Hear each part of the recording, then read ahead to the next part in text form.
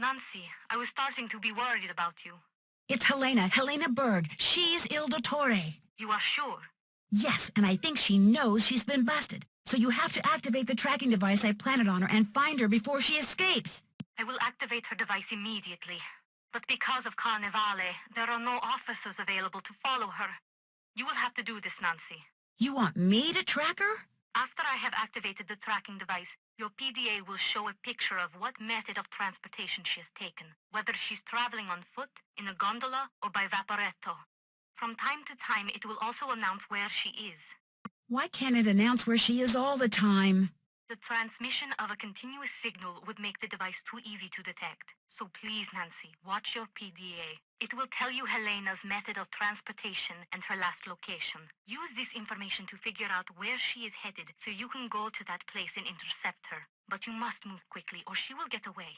I will send someone to help you as soon as possible. Okay. This Prudence Rutherford. I did not like that she forced you on us. But when you are on a case, you are like a dog with a bone. I like that, Nancy Drew. There. Helena's tracking device is activated. She is all yours. Hurry. Salute. In vaporetto.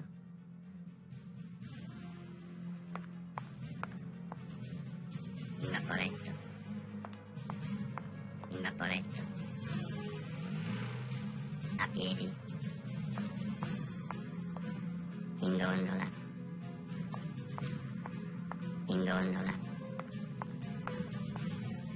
A piedi. A piedi. A piedi. In gondola. Cabezzonico. A piedi. Campo Santa Barbara. A piedi. A piedi. A piedi. A piedi. A piedi.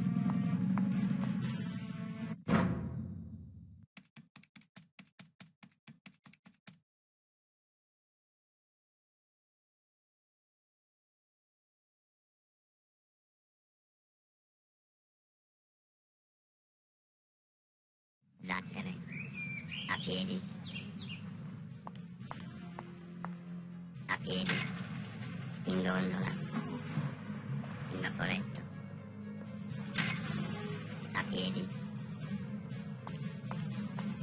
A piedi. Zattere. A piedi. A piedi. A piedi. Gotcha! Helena! Don't try to hide from me, Helena. Nancy, what are you doing here? Getting my locket back. What are you? A cop? A government agent? A thief? What? What do you want? I'm just an amateur detective who wants what all decent people want. Justice. I had a feeling you were up to something. Your sudden arrival at Nascosta, your feigned interest in Venice, always asking questions. You've been watching Fango from the Altena all this time, haven't you? And now the little spy wants her locket back. Well, good. Because you're not getting it back. Ever. Ora! Ora! Helena, stop! She's getting away!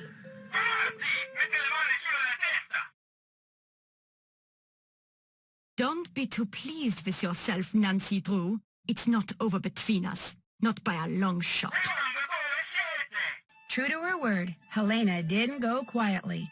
After she was arrested, she insisted that because of me, a silly American teenager, a terrible mistake had been made.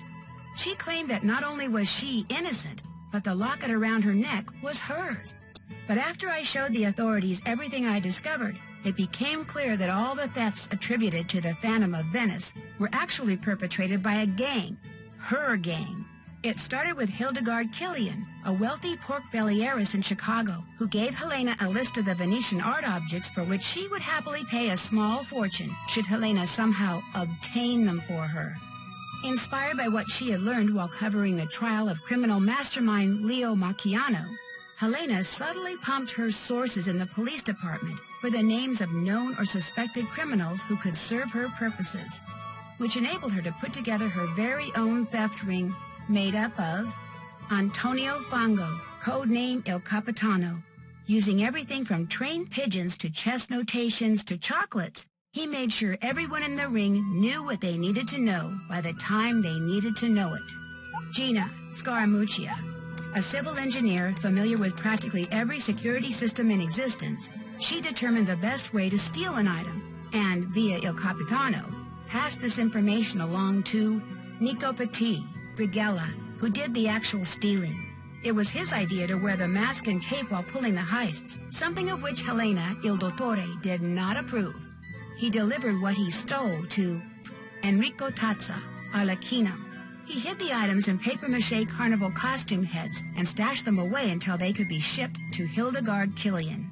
But thanks to Sophia and me, they're all on their way to prison. Prudence Rutherford was so delighted that all the stolen objects were recovered undamaged that she's decided to include me in her memoirs, which I guess I'm supposed to consider a great honor. Margarita is delighted, too. Everyone thinks that because I was staying at Ca Nascosta, she was somehow instrumental in solving the case. She's suddenly the darling of Venetian high society, which for her is a dream come true. As for Colin, he called me once out of the blue. He had read about the Phantom's capture and had just one question. Did I get my locket back? When I said I had and was wearing it, there was a long silence, then he just hung up. For a while, I felt bad. Then I remembered all those slides.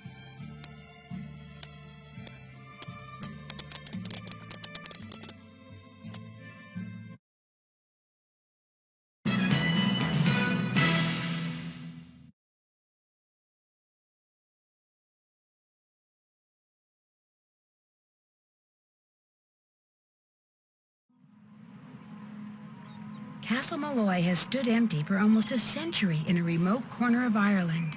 The few who have dared to walk among its crumbling walls have told tales of devious fairies, ghostly lights, and a cursed spirit haunting the ruins. When an old friend of mine insists on holding her wedding there, things quickly go from merry to menacing, and I soon find myself probing the darkest corners of the castle, struggling to unearth its secrets. Secrets which may have already cost the groom his life. Join me as I make my way through this long-forgotten fortress in The Haunting of Castle Malloy.